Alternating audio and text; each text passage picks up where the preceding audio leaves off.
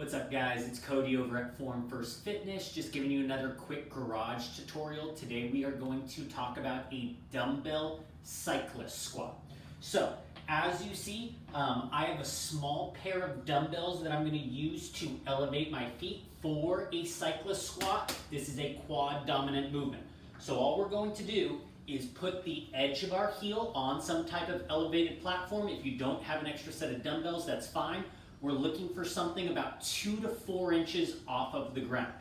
From there, we're going to grab those dumbbells. We are going to do a dumbbell front rack position, so curling them up, pinkies together, squeezing those dumbbells, and then we are going to walk back and elevate those heels. Really make sure that I have a strong platform with the ball of my foot, big toe and baby toe pressing into the ground.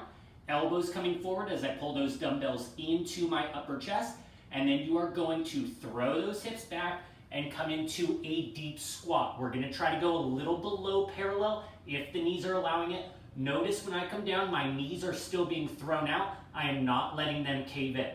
Strong press from the heel, and then we're going to go right back into that second set. Hips back, knees coming out as wide as they can. As I sit into it, strong press up from the heel. If you guys like the video, make sure to like, comment, and subscribe.